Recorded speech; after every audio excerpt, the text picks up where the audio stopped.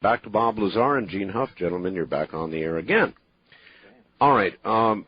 So here we are. You're in a little room with a bunch of briefing papers giving you more or less an outline but not specifics of the work being done on. Actually, at that point, did they state what it was that was being worked on? Well, at this point, yeah. This is the first time I really knew exactly what I would be doing. And this is where it was stated that the project was essentially that of back engineering an extraterrestrial craft. That must be quite a line to read. Well, it was, and it was also hard to believe, because certainly going into the project, I was basically a nuts and bolts guy and certainly didn't believe in UFOs and thought everyone was crazy that even considered the topic. I certainly believe that there was life elsewhere.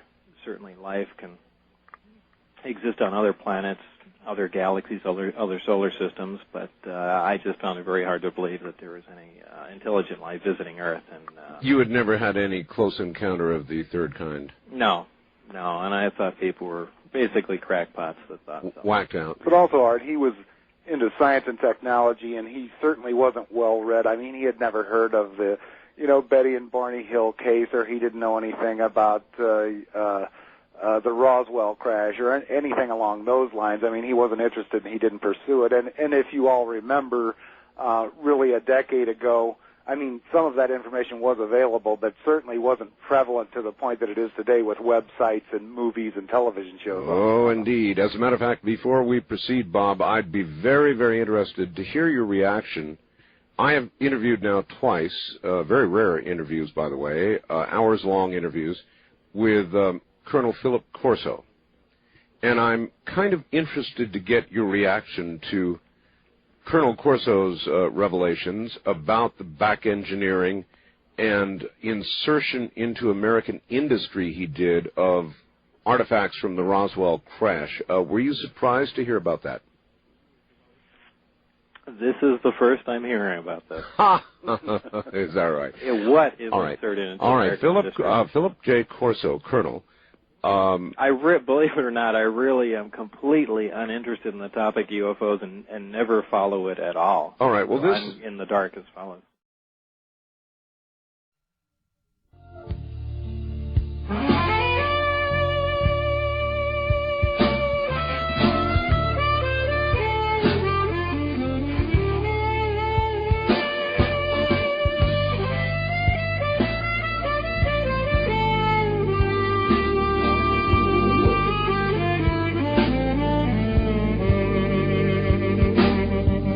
From the Kingdom of Nye, this is Coast to Coast AM with Art Bell on the CBC Radio Network.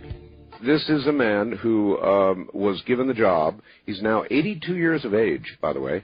He was given the job of, he was actually handed a filing cabinet by a general, and he was given a job of figuring out what some of these things were and introducing them into American industry, specifically Bell Labs and some others at the time. And these were artifacts from Roswell, and he is very, very credible. He wrote a book called The Day After Roswell. What specifically? What devices? Devices that led to, and it's going to be hard, night vision scopes, for example, fiber optics, for example, the transistor, for example, a lot of leaps that, by the way, particularly the transistor, there's not much of a paper trail for. If you look back at the development in Bell Labs of the transistor, there's not a big paper trail. Yes, it arrived, but there's not a big paper trail about how it arrived. Well, I'm so skeptical of something like that. The reason being, well, let me tell you, certainly you've seen pictures of the first transistor. We know it was developed at Bell Labs. We know there were a couple of guys working on it. But you know what the first transistor was. It was essentially just, it was more along the lines of a diode, just a P-N and a P-junction. It's on a big slab of silicon. It really couldn't do anything. Certainly, if we had been given that advanced technology at that time, wouldn't it have been something a little more down the road? So a lot of it was. A lot of it they had no idea, and... well, is he saying that he worked with some of these guys, or hinted to them, or was this all a big conspiracy and everyone was... No, he was just a middleman, and his assignment was to take something that looked interesting and take it to American industry and try and determine the function and whether it could be duplicated or not. It's a long story, and I don't want to burden you with it, but... and also, Bob, he's highly qualified. I mean, this guy is I'm not, some place. I'm not immediately debunking him, but I'm, Sure. It's just my natural reaction to jump on that. But Art, he was an officer in the military and held some very lofty positions, right? Oh, absolutely. Well, I'd actually be interested to look at that. Art, I actually gave him UFO magazine so he could read about it, but he doesn't read about UFOs. So. I understand. It really is true. People don't believe this about you, Bob. They think you are the guru of ufology. And boy, have you got the wrong guy. Yeah, and it just isn't true. No, please. You see, I remember the interview I did with you before.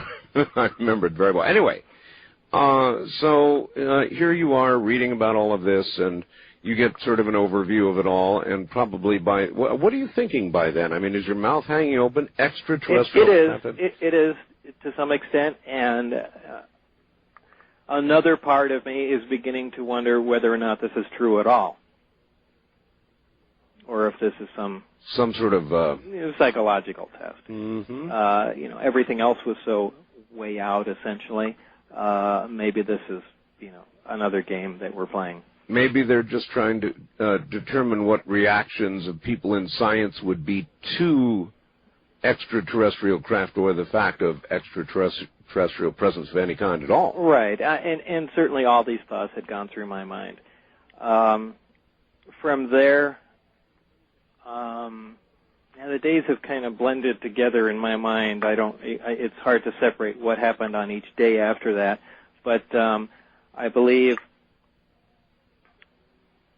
that the next time I went there was the time that I was actually let in through one of the hangar doors.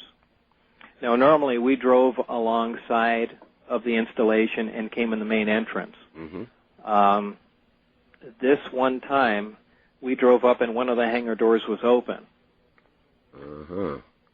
In the hangar doors, as plain as day, or in the hangar door, as plain as day, was the craft that I had later labeled the sport model. A very sleek-looking, very stereotypical flying saucer. My immediate reaction was, this is the new generation fighter that we're working on.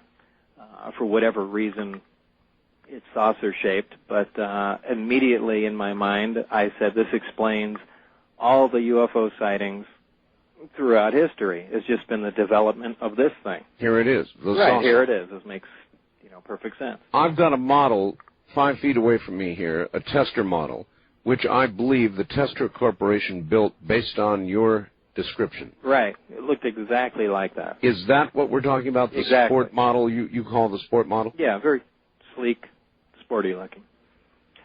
Yeah, that's it exactly. I'll be damned. All right. So you drove by this thing. We actually stopped in front. In front. I was led out of the bus, the security guard first, then Dennis and myself. Dennis walked on ahead of me, and the security guard told me to keep my eyes forward and just follow Dennis into the back. And at the back of the hangar, there was a door that led into a hallway in the office areas. I walked right by the craft,